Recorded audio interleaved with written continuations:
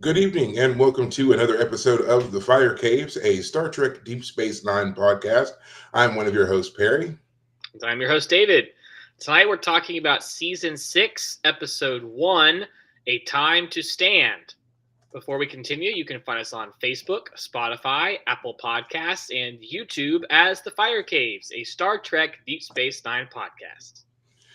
That is correct. And as I say every week, well, almost every week, you should find us and follow us because we are awesome. We are a great time. And if you love this show as much as we do, I guarantee you're going to take something fun away from it by talking about it with us. And tonight, I hope, is no exception. Getting into season 6, the second to last season of this great show here. And I'm really excited to talk to you guys about tonight's episode because we're really starting to get into the heart of the story here. I know I feel like I've been saying that a lot as we've been ramping up here season by season, especially since season 4, really. But now here we are. We are in the thick of it, and there is so much to talk about in this first episode here. So we're going to get to that, but of course, beforehand, we definitely need to check in because it's been a while.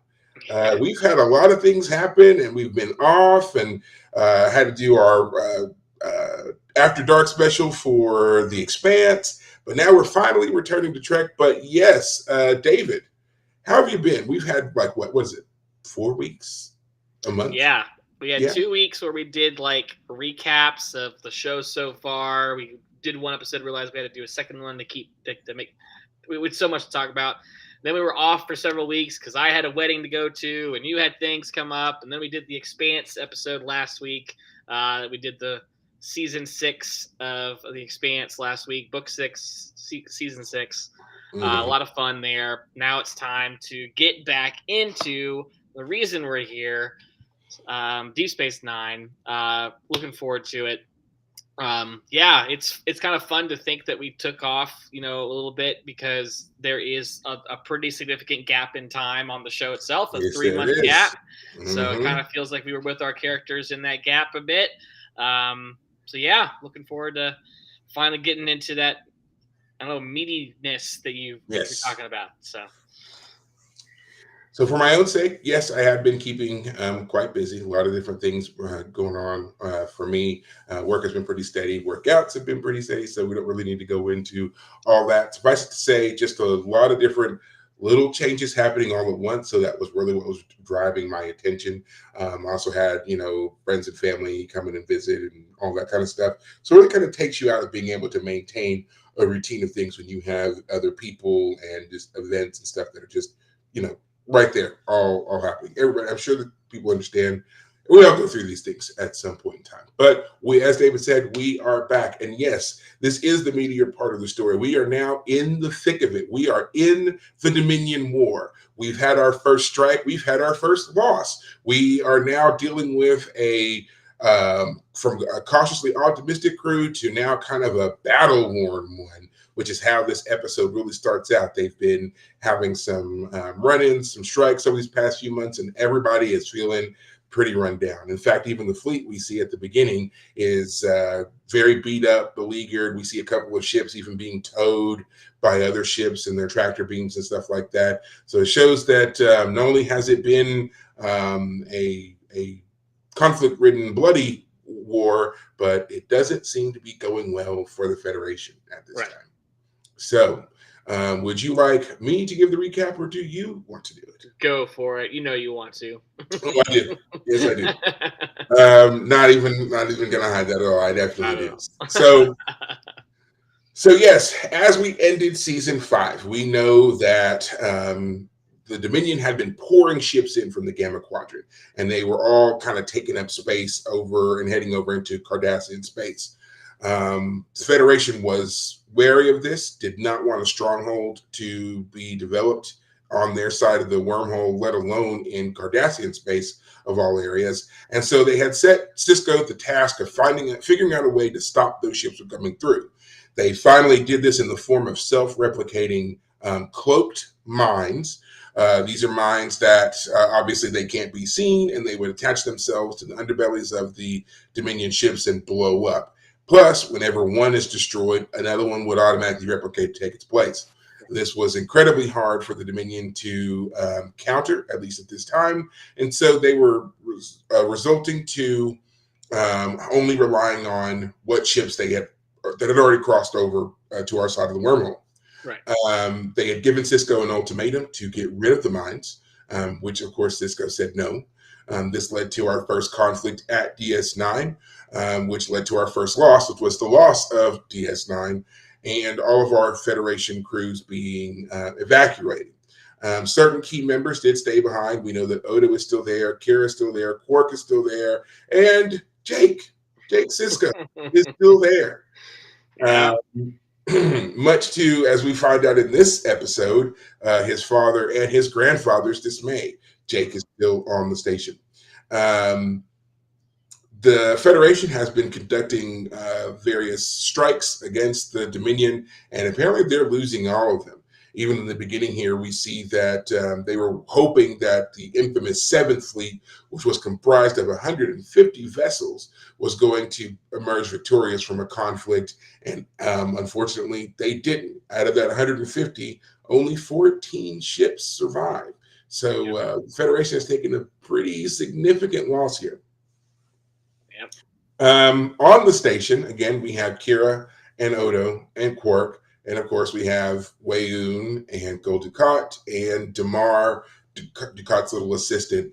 And the Dominion has completely taken over the station. Odo's police force has been suspended. Kira is still a major because she's with the Bajoran provisional government, and they have a peace treaty with the Dominion, so there's no real occupation. There are no troops on Bajor, but they're now cloaked under the Dominion's cooperative umbrella. Right. So she still has a position, but Dukat is watching her closely, and so is Damar. They're very aware of the Bajorans' tendency to rebel and to form resistances, and so they're very hesitant to give any kind of mutual control or respect to any of the Bajorans. This is another reason why they've suspended Odo's security force.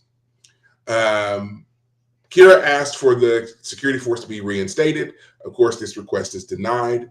Weyoun seems to be very preoccupied with Odo and what Odo thinks of him, but Odo has been giving him a very wide berth, doesn't want to have anything to do with him.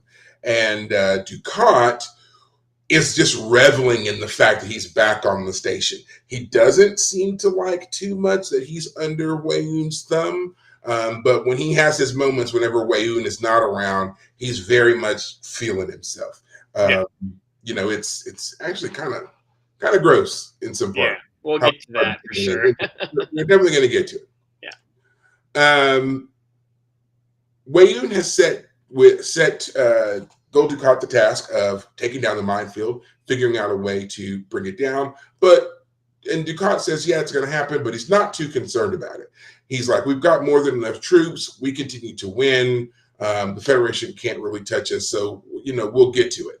Weyoun, on the other hand, not so much. He's like, we need those supplies. We need, to get our stuff back up and running again. So get on it. Kira and Odo are in Quarks, and they're talking about the status quo of everything that's going on. This is, of course, where we see that Quark joins in on their conversation, and Quark makes some interesting points here. They're talking about how they can't believe that this is happening and all this other kind of stuff. But Quark points out that, as far as occupations go, this one's not bad, which upsets, of all people, Kira. But he points out to her, hey, when the Cardassians were doing this before, 9 years ago or whatever, we had, starving people and ghettos set up, and people were dying and starving and all this other kind of stuff. But he goes, but we don't have any of that now. Sure, the Jem'Hadar suck. I don't really like them, but no one's dying. No one's being tortured. No one's being worked to death. Everybody's kind of, for the most part, returned to their lives as they had it before. So, not that bad. Right. Back to our Federation crew, our Starfleet officers. Cisco and the crew of the Defiant have arrived at Starbase 375, where they're about to receive reassignment. They're waiting, hoping that they're going back to the front to continue the fight. But Admiral Ross waylays them and he removes Sisko from command of the Defiant. They instead are sent on a mission using the captured Jem'Hadar ship that they had downed in season 5, or they had found crashed in season 5, Right. to go to strike at what is believed to be a Ketracel White production facility.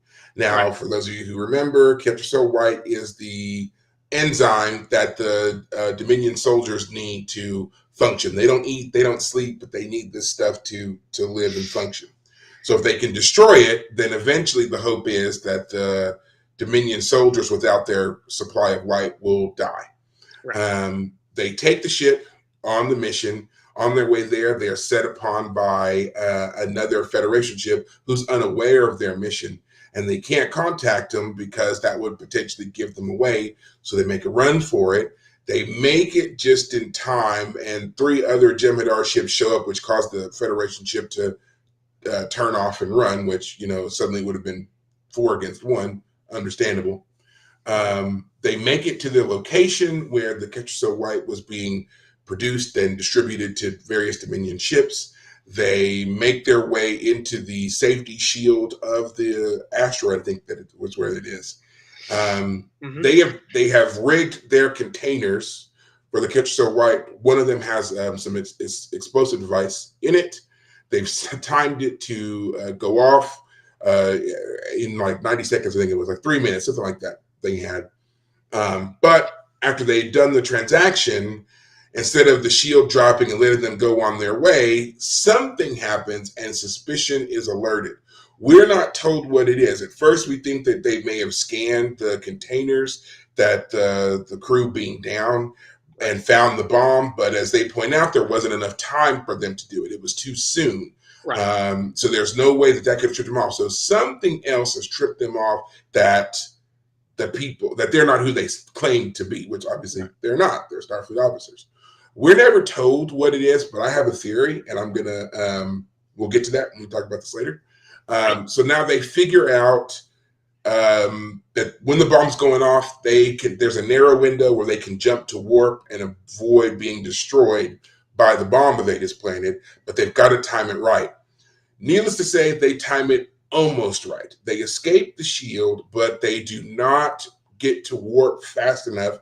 The ship takes significant damage, and so while overall their mission is a success, the ship is so badly damaged that it will take them 17 years to reach the nearest Federation outpost.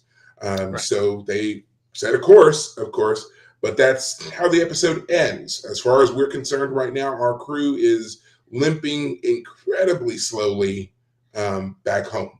Right. To finish up, back on the station, Sisko, or Jake, has asked to have his stories, because he's playing journalist, asked to have his stories sent out to the Federation. That's been denied because Weyoun feels that a lot of what he's writing is slander against the Dominion. So he tells him that until he can get it right, he's not going to let his stories out. Right. Kira runs afoul of Gul Dukat, who basically intimates that whether she likes it or not, they're gonna have a thing, and that they've already started the romantic tango, as it were, and she just only needs to give it time. That's the nicest way you can put what he does, in my opinion. And again, we're gonna get to that. Odo finally meets with Weyoun and demands to have his security force reinstated, which Weyoun, believing that Odo and all founders are gods, instantly caves and gives Odo what he wants. But there's a caveat. He asks for Odo to serve on the newly established ruling council for the station. Right. Council will be comprised of Weyoun, Gul Dukat, and now Odo. Right. Kira is very wary of this position for Odo, but Odo sees it as an opportunity to be on the inside and basically be a double agent to help out Kira and the Federation in this time of resistance of the Dominion. Right. Yep. So that is essentially the episode. Our players have reoriented themselves. Our Federation guys are on the outs trying to get back to and fighting this war, and our trusty officers back on the station are trying to figure out a way, basically, to help. Yeah. So that's it. Those are the highlights. If you want, go watch the episode. You can come back and join us, unless you're live, of course. No, you can't. But you should already know it if you're live. And I really feel like this was yet again a great season opener for Star Trek Deep Space Nine. They really seem to do them well. So, well, what the were your number of first thoughts? cameos in this episode is off the charts. Yes. Not only do we have Garak and Gul Dukat and Weyoun, which makes sense. I mean, they were in the last episode. But for crying out loud, we have, as you mentioned, we have Sisko's dad, whose name I can't remember at the moment. Joseph Sisko. Yeah, by Brock Peters. There we go. Mm-hmm. Like, he shows up briefly. He was only in those 2 episodes when we were back, or I guess 3 episodes. We were back on Earth, which was, I guess, season 4. So he's making a cameo return in this episode, which is fantastic. And we have so much to get to, but we take a moment to, hey, Grandpa, turns out your grandson is behind enemy lines, and he's a grown man, but he made a dumb decision, and his dad. Is Sisko responsible for Jake, being kind of dumb, or is it time for Jake to do his own thing? So yeah, I was just really surprised, pleasantly surprised by how many cameos we have. We have Mm-hmm. General Martok, obviously. We have Nog is in our crew of the Federation crew. Garak. So yeah, we have Garak. I mean, we have so many characters that are not a part of our quote-unquote main crew, and which is great because it means that we're getting a full experience of like the storylines that we've been seeing for a long time really coming together nicely. And again, we didn't lose the smaller moments. We have a moment where Dax and Worf meet. I guess they have seen each other in the 3 months since the last episode, but they have been away for at least. No, they hadn't. She said so. She said that they hadn't seen each other in months. That's what she said. Well, but it sounded like it was like a month and a half since they'd last seen each other, or at the very least, they have been in regular communication about a wedding plans. Mm-hmm. And Martok comes on and gives a big harumping, Worf, you got to tell her speech, and Worf goes, I want to do the bloodletting, animal sacrifice before the ceremony as opposed to after, like you have it planned. Being a very typical Worf, we got to do it by the book. Dax rolling her eyes to, okay, fine. I didn't care that much in the first place. That's fine. Let's do what we got to do. So we have small moments that can bring some levity while still referencing the overall main plot. Jake, I love the fact Let's start with Jake. Start with Jake. I just love that Jake was making this really kind of silly plea of like, what about free speech? Like, what are you gonna do and shut down my free speech? And Weyoun's like, you're not serious, are you? Yeah. Like, what are you talking about? It's like, please tell me you haven't been operating under that delusion. It's like, that's great. Yeah, like that was Jake's whole plan. Is like, I'm going to be the champion of free speech in the Dominion, and Weyoun's like, nope, you're done. without even really intending to, they wrote Jake, and in this moment, he sounds so incredibly spoiled and self-centered. Yeah. He stayed because he was trying to prove a point and write his stories. It's like, do you realize it's a whole army coming here expressly to kill your father? Like, why would you stay in an environment like that? And it's like, oh, you're not going to hurt me because my father is who my father is, and I'm branching off of who he is for protection.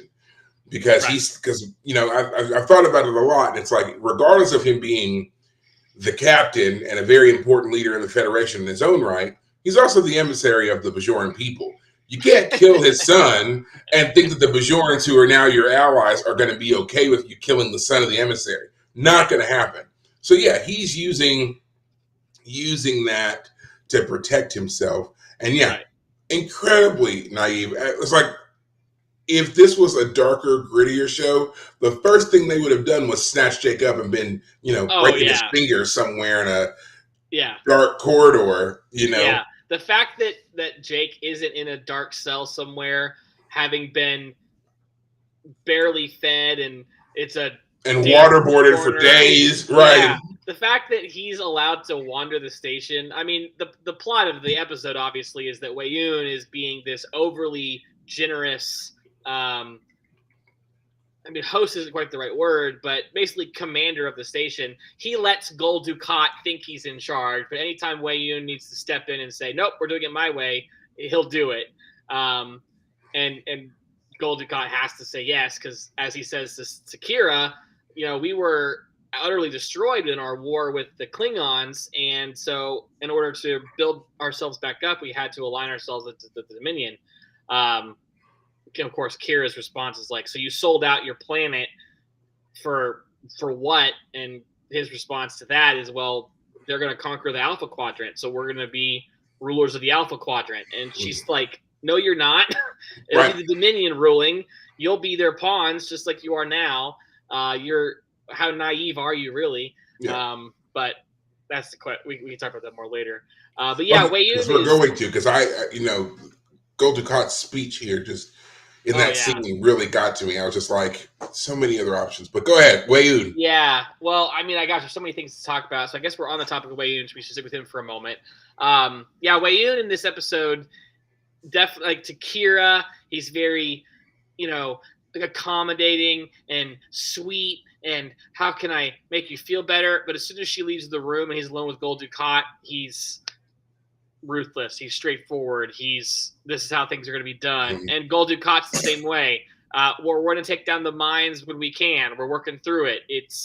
As you know, Wei Yun, these are self-replicating, cloaked mines.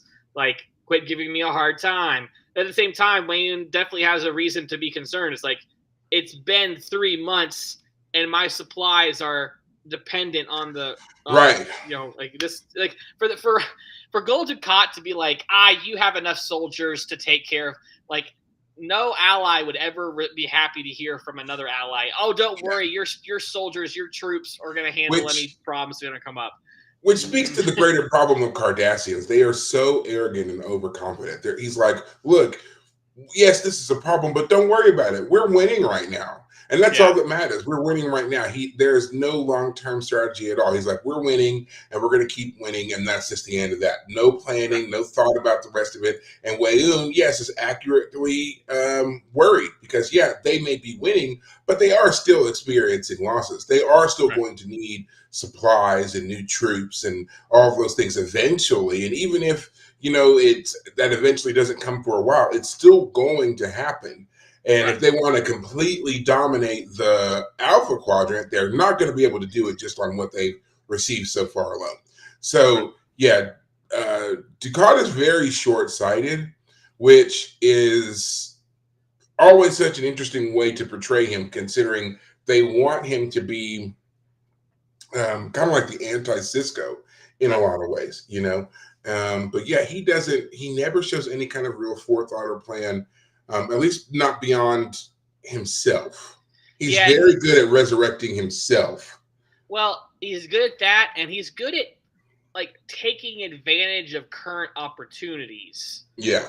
Selfishly, but yeah, you're right. Like his long-term planning is like suspicious at best. I mean, I would say he's the type, and like maybe the show will do it where it's going to turn out he's been trying to find some way to come out from underneath the Jem'Hadar, Dominion control, and he knows that now's not the time to do it, so he's playing a good good pet like he should be. But on the other hand, he might be like, yeah, this is the bargain I had to make, and I that's just it. That's the bargain, and here we are. And I'm the type that I'll do what I got to do to survive and champion Cardassia in my own way of championing Cardassia. I mean, it's really funny. We see the Cardassians through his eyes so much that, and there have been a couple times, like was it season 2, where we had that woman professor, Cardassian professor. Natima. The Resistance. Natima Lang. Yeah, and she had been like Quark's lover or something. Yes. But anyway, it's like we've seen some very very minimal examples of people from Cardassian society who don't fit the general. Like they have critiques of their own society. But in general, it's Gul Dukat that we get Cardassian society from. His perspective is the perspective we get. And yeah, it's like he might be a bad example. I mean, really, I mean, he seems to be the correct example, but is he a bad example of Cardassians? Are there others? I mean, I guess we had in Auburn Tane, the more manipulative style, the more planning ahead, the darker. And We have then Garrick, obviously, but our Garrick's on spy the out. master, yeah, Yeah, who also has kind of a he Garrick. He always struck me as like, yes, he's our spy master, but he's got that idealized version of Cardassia that, if you strip away the alienness of it, I feel like it's something that we see a lot when you watch spy films. You know, the like where you're dealing with the like the KGB ones or the Russian ones or whatever, how they always talk about doing things in the glory of honoring a highly idolized motherland nation state, right? That doesn't really exist. It's like their job is to root out all these other spies and enemies or whatever else, but they do it in such clandestine ways that they set themselves up as the bad guy. But of course, no one believes that they're truly the villain. And I feel like that's how Garrick has always presented a lot of his own past dealings. And that's why him and, Dukat clash. Dukat is an opportunist and he's a politician. right. He's more that than he is a military strategist or leader. He Right. uses the military to achieve his political goals, not to, ascribe to any real kind of sense of military power. That's why he doesn't necessarily have a problem with joining up with the Dominion, in my opinion, because they give him greater might to influence the people along a political and cultural scale, which is what he wants. He wants to be that kind of cultural figure to his people, and he's not. He wants to be the Cardassian emissary. Right. That's like the best way I feel like to think about it. He wants to be that, and it will never happen because he's awful, right. To say the least. Yeah. Since we're on Dukat, you want to talk about? Oh man, yeah. Talk about sexual harassment. Oh my gosh. Oh man. He gives a crash course in what not to do. If you needed a crash course in what not to do, basically he says to Kira, "You can't leave. I'm your superior." When she wants to leave, and she explicitly says, "Do you think that this is going to turn into something?"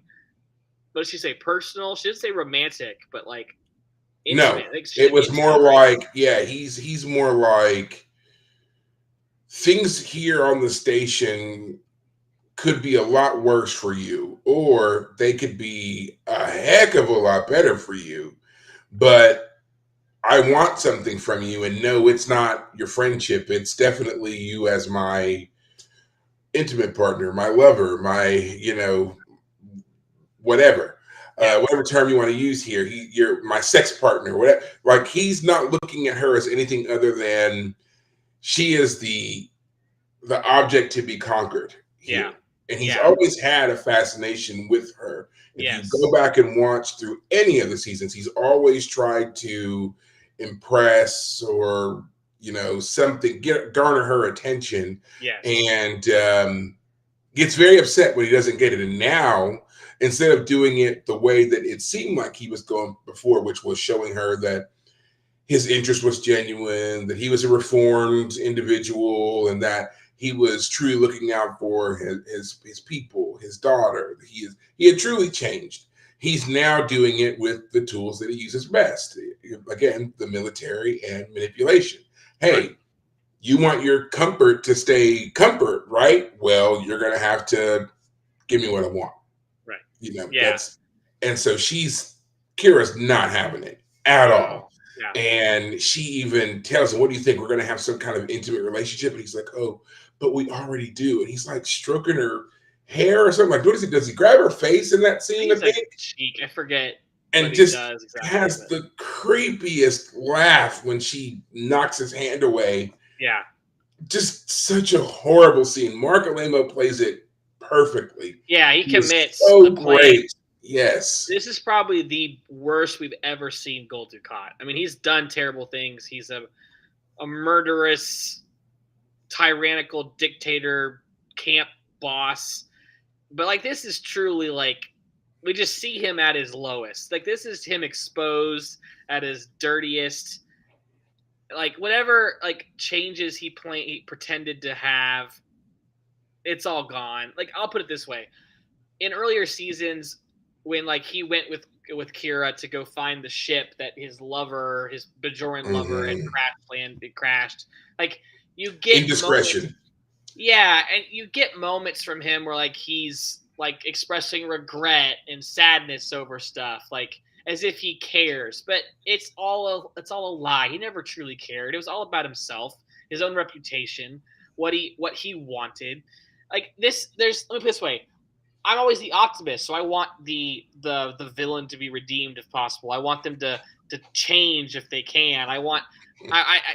You're laughing. You're right to laugh. There are Because times. I don't. Because I Well, yeah. don't. I never want them to Well, be redeemed. I want them to be worse. You yes. know, you Well, take that despicable and drop them down to just absolute scumbag. Like that's what I want. I want to see them fall harder, fall more. yes. Okay. Well, my whole point is that this is it. Like Gold Yeah. Dukat, there's no chance to come back. I'm done with you. If you die in this in this season when we have to reconquer the station and this is your final end, be done with you. You've had your chance.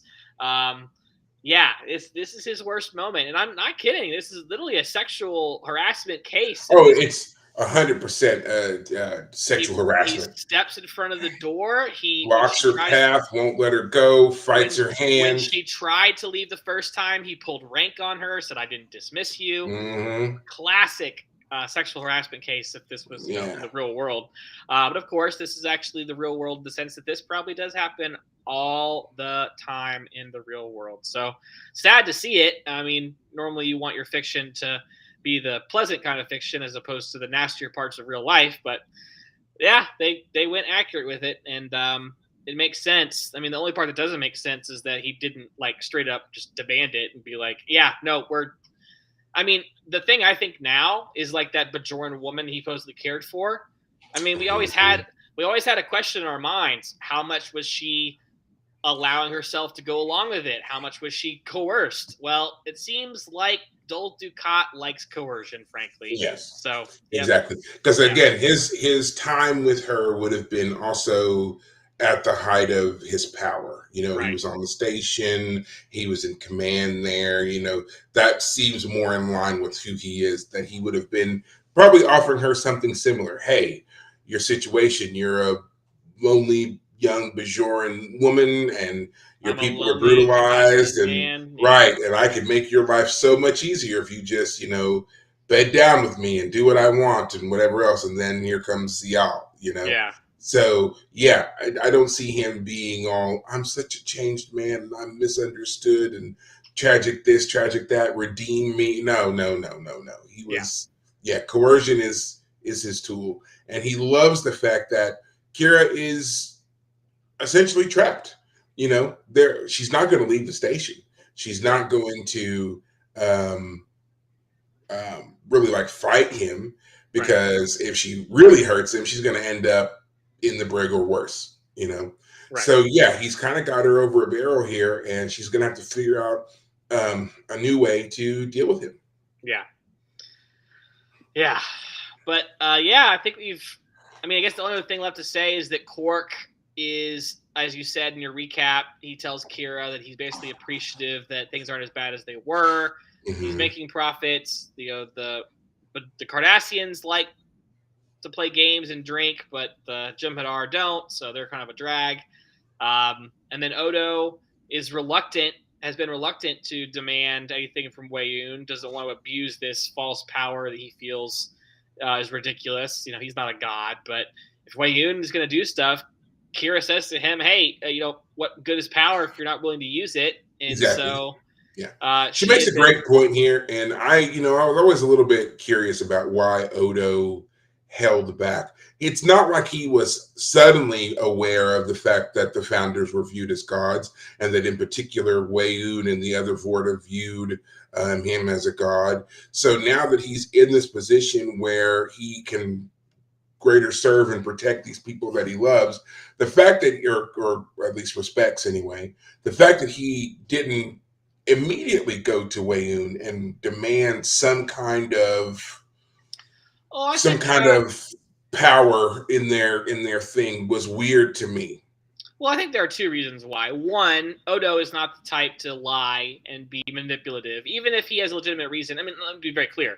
He's been willing to like manipulate Quark because he and Quark have a antagonistic relationship. Yeah, I was gonna say he doesn't really like Quark. I mean, yeah, that's the point. But in general, he's not the type to do something that he's trying to deceive someone else. Even the fact that he can turn into something else is not something he abuses for his own gain. So that's not the type of person he is.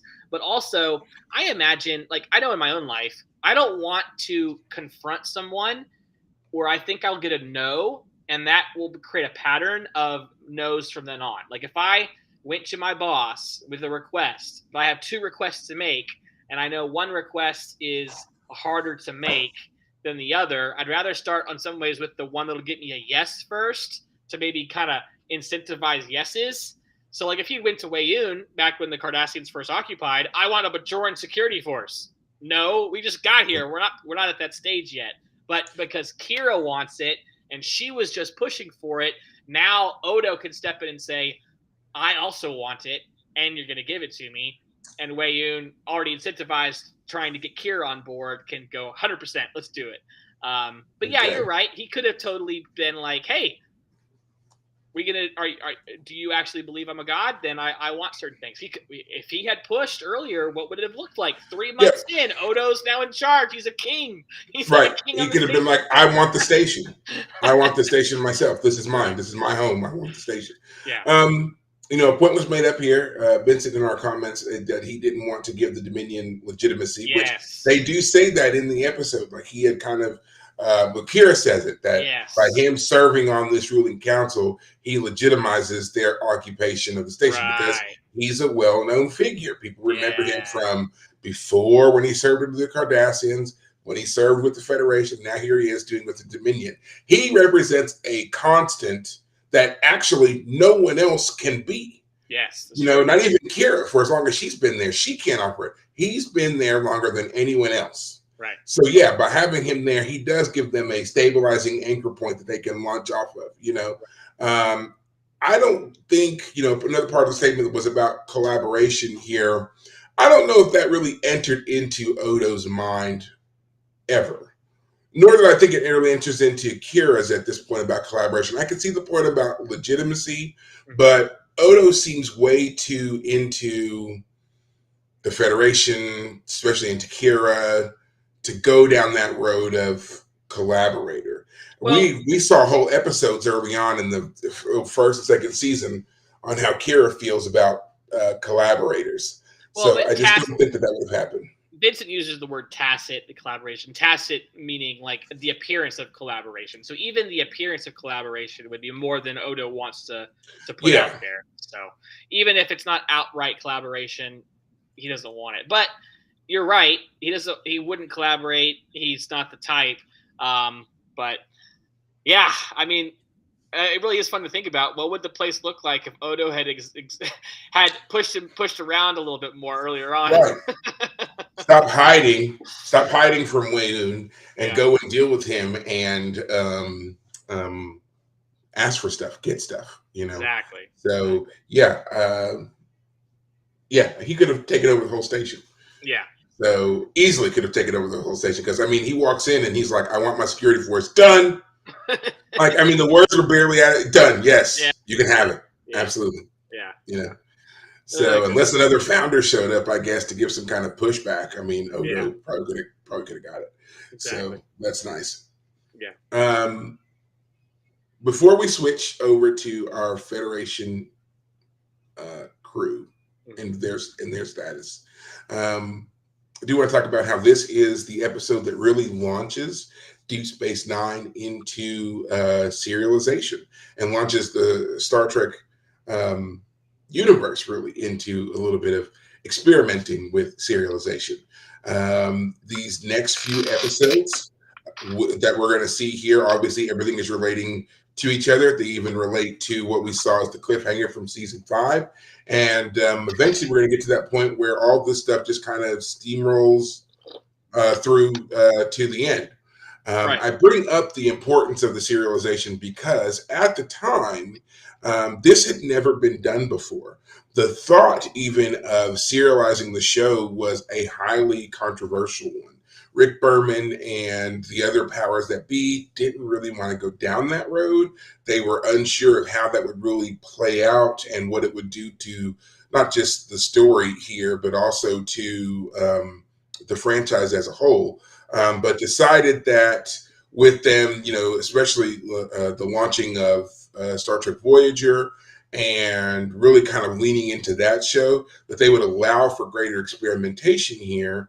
As the main showrunner, Ira Steven Behr puts it, he was like, we were like the redheaded stepchild of the franchise, and no one was really paying us any attention. So because they weren't paying us any attention, we were able to push through a lot of things that they wouldn't have done on the other shows. And one of them is the serialization, which turned out to ultimately be tremendously successful. Now, one of the reasons that they felt like it was not going to be was the fact that they didn't really do TV the same way that we do TV now. If you missed an episode, especially on something that was serialized, the chances of you finding it again to watch it as a rerun somewhere were very, very, very rare. Like, unless you knew what stations it was going to be on, what channel, all that kind of stuff, there was a good chance that you would never see it again. Right. That was the main concern. Also, with the fact that they had another Star Trek show out, Star Trek Voyager, they were worried about people getting confused about the two shows. And if anybody was trying to keep up, they might mix things up.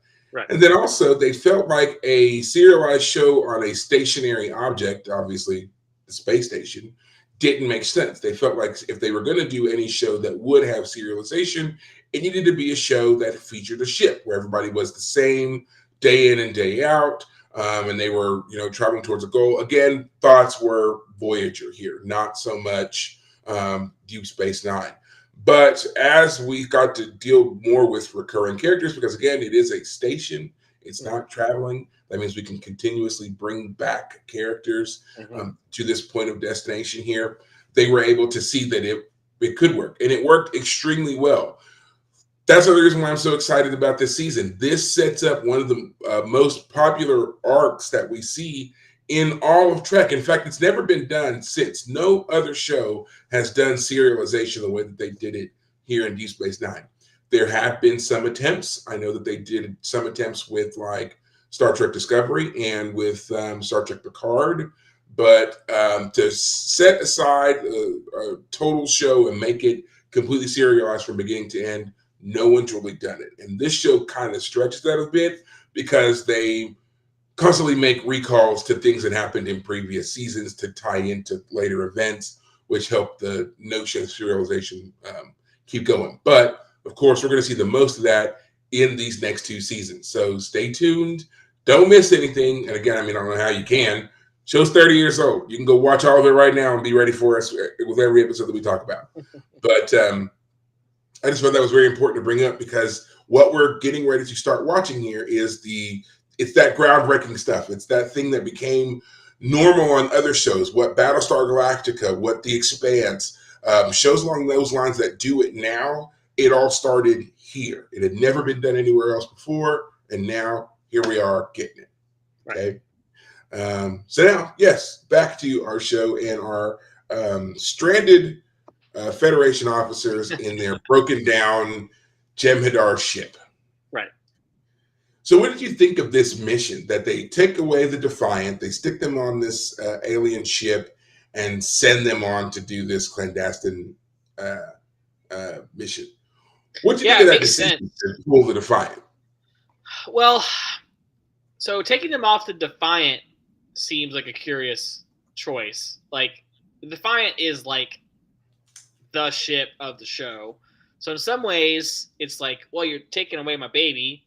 However, I guess that really comes down to, does the plot make more... It makes more sense to have the Cardassian ship show up and try and pick up the Tetracell White than send the Dominion to try and covertly blow the place up.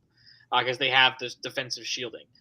The real question comes down to, why does our crew have to leave the Defiant and not some other crew do this mission? Well, for the very reason that we don't care about watching some other players work this mission. We want to watch our guys do it. So it's funny. Everyone from our main crew, from Nog to Garrick, is allowed to go with Cisco and the rest of the Federation troops, or Federation characters, to do this mission, which is fine. I mean, Garrick, it makes sense. You know, he's a Cardassian. He's helpful, actually, very helpful, running the thing. So it makes sense. It's an interesting mission. Like at the end of last season, we had the fleet go destroy the shipyards of the Dominion, while the Dominion was busy trying to attack the station. So this is another covert mission to blow up the resources that are going to put pressure on Dominion forces here in the Alpha Quadrant. So it actually is a brilliant plan. I'm glad that something goes wrong with the plan. It didn't just go off like without a hitch. We don't know exactly what it was. Why did things suddenly get kind of locked down? Did they? So, maybe they didn't scan things. Go on. You have your moment. I have a theory. You have a plan. Uh-huh. My theory is that like they have some sort of sensor that can sense like, oh, this canister is on a pad and the pad is weight sensitive and the weight is wrong. Like they are a military force, so they would be very sensitive about this very valuable resource, aware of attempts to compromise it, and so they're very like the Jem'Hadar are the ultimate soldier. Like all they care about is soldiering, and so there's never a dull moment where one of them is bored and goes like, I hate running security duty. No, he lives for security duty. He watches for it, and this is his moment. But what's your theory? What's your theory? I believe that the ship itself gave them away. Like anything else, we all have serial numbers, registry numbers, and things like that on our vessels. There's no reason to think that the Dominion don't have a way of identifying their ships, right? Right. And maybe, it might not be something that they scan for ship to ship every single time, but when you come to a space station or a base of some kind, they probably scan the ship to make sure that it is the correct ship for whatever it is they're doing. Right. This ship has been in the hands of the Federation for several months now. Yeah. So even if the ship still works and shows up, they would know, hey, this ship hasn't been seen, scanned, coded, whatever in months. And let's not forget that the Vorta survived that mission. The Jem'Hadar killed themselves, but the Vorta herself, she survived. So she would have reported back to them that her ship had been captured by the Federation. They would have known what to look for. So as soon as that ship goes through the thing, sets off the alarm. Right. Wow. So I forget, they let the Vorta go? They let her go? They weren't going to let her go, but she beamed up, remember, right at the end. Right. Cisco and Worf were standing there, and she's telling them, she's like, the Dominion, the soldiers have killed themselves. I'm all that's left. All we wanted was the founder. And Cisco's like, all we wanted was the ship. We would have let you take the founder. We don't care, but we would have kept the ship. And they were like, well, we would have let you have the ship. We just wanted the founder. So, and then they were going to put her into custody, but then she hits the old wristband and takes off. Right. So they would have known that her ship had been captured and that Cisco had wanted the ship. Right. I wonder if she beamed herself into space. Like she also committed suicide in that same moment.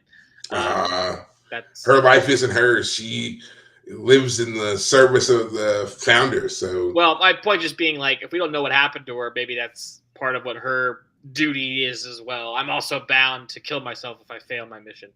Doesn't matter. You're right. That's exactly how that episode ended.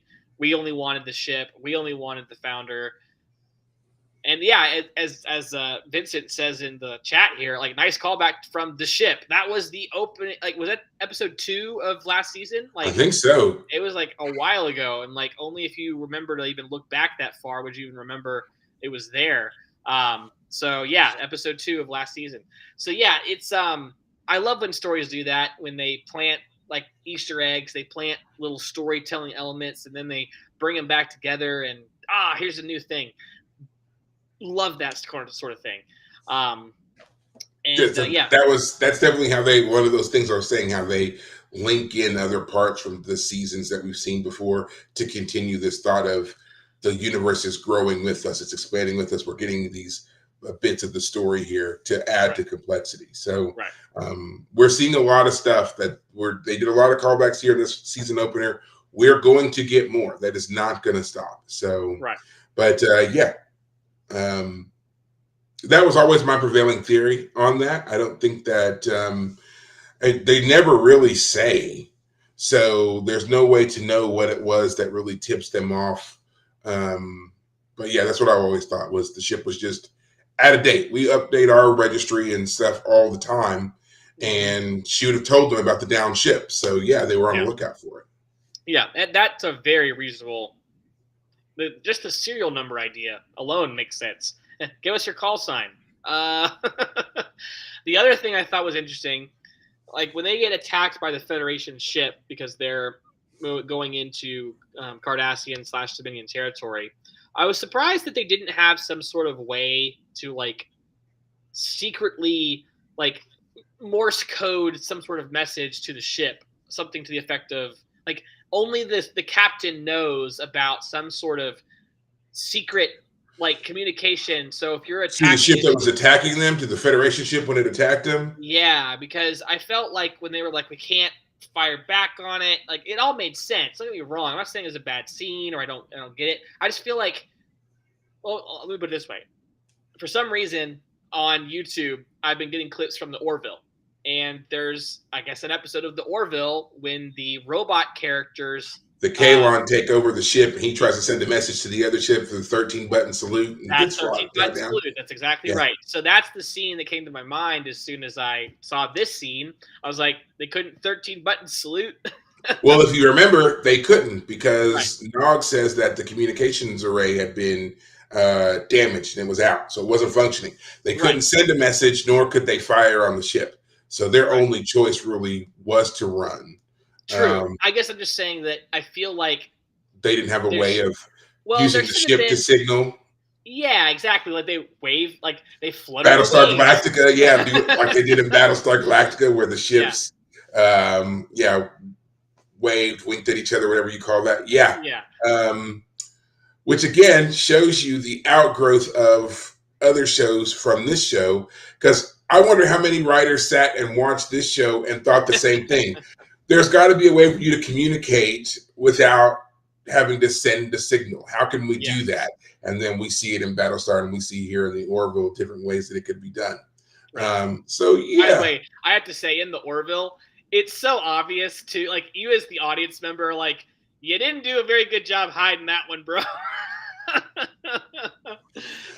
Like as soon as he said it, I was like, I don't know what that is, but it's clearly code. Like that was my first thought when I watched it. And the allow me to give you a 13-button salute. It's like, really? Fun little moment. But so that scene was good. It was realistic. You know, we're being followed by one of our own people. We can't communicate. We get to this place, and the plan goes wrong. And now we're 17 years away from the nearest star base. Like, classic, we're stranded kind of episode. Great cliffhanger. So I love it. But the one thing that I wasn't sure I liked about this episode, because this is a callback to something that happened in season 5, is Garak is now really giving Bashir a hard time for being a genetically engineered person. We found out last season. Mutant. Yeah.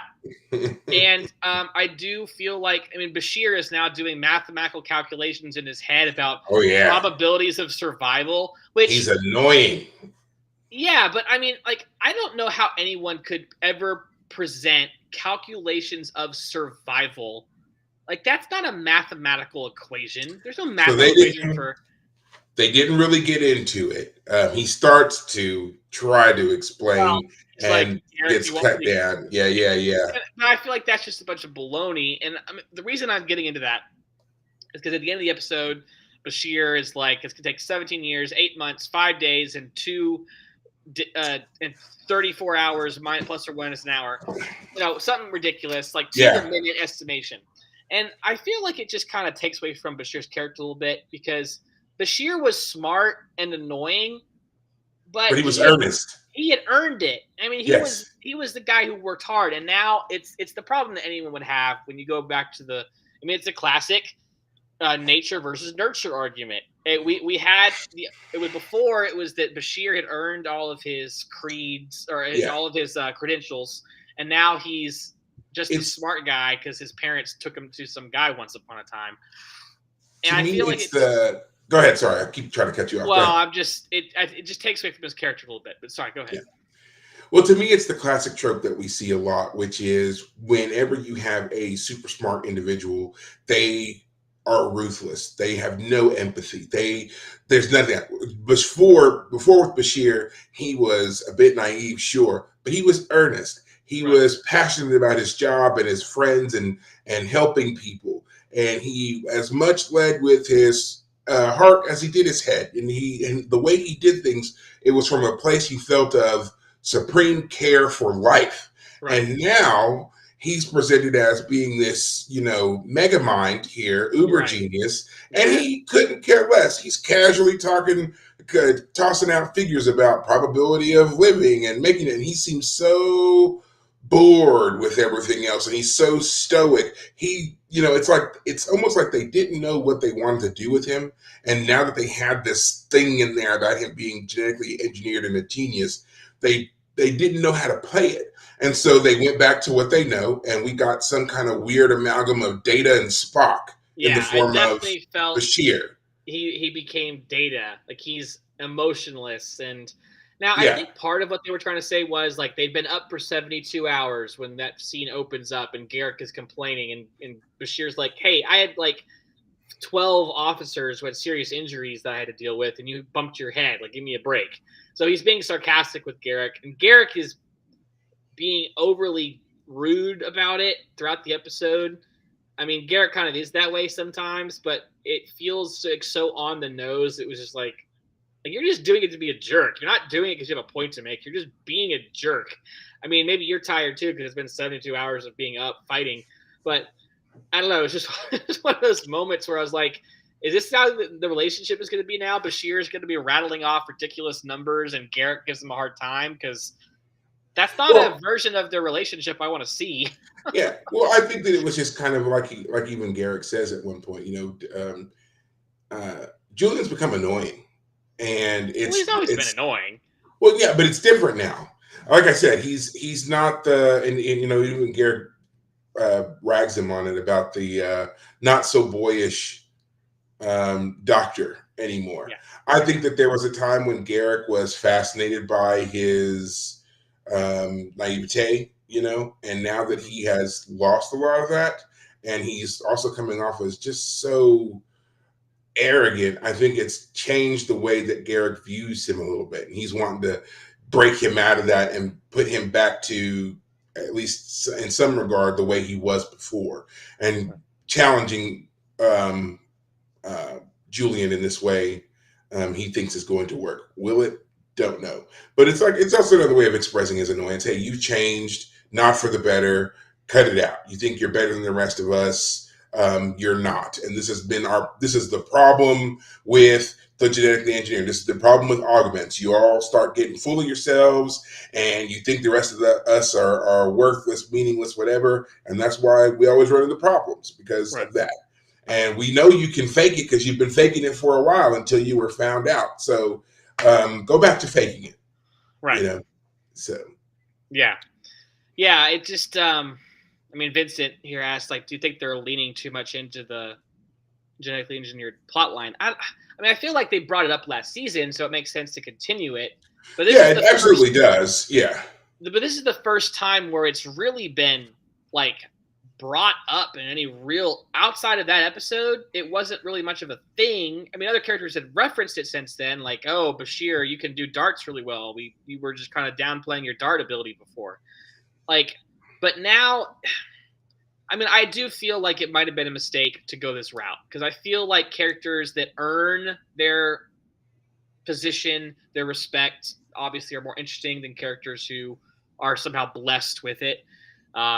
If Bashir went from earning all of the things that he had achieved now to just like well, they just kind of fell in his lap because he just can do those things, that it takes away from his character. And they're going to have to work hard to make sure Bashir is still a good character. Like he still got empathy? Does he still have the lovable parts of him?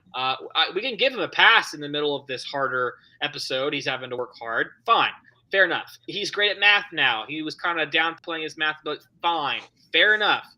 But I don't want Garak to just be a jerk now, and I don't want him to just be like a Data clone. I want him to still be Bashir. So I also don't think that they really understood what they were talking about when they talk about genetic engineering. Like, this is not a subject that they've really handled before in Star Trek. It gets retconned later on in like Enterprise and stuff like that, but they really, there hadn't really been a deep dive.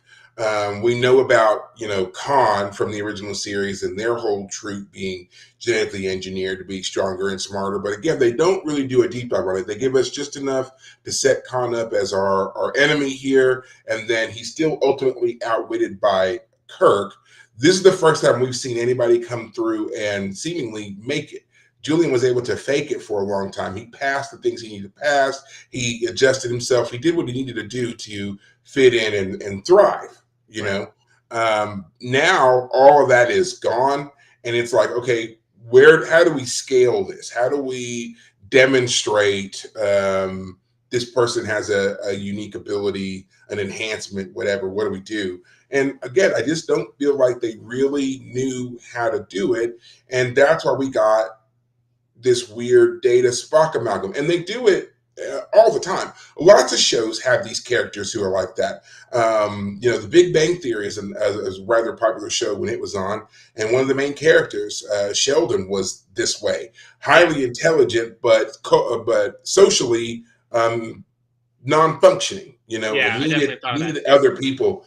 Another character, if you're a fan of the show Criminal Minds. The character Spencer Reed is like this, highly intelligent, very scientifically inclined and capable, but lacks the ability to read social cues and is very awkward and struggles with the day-to-day interactions with people and stuff like that.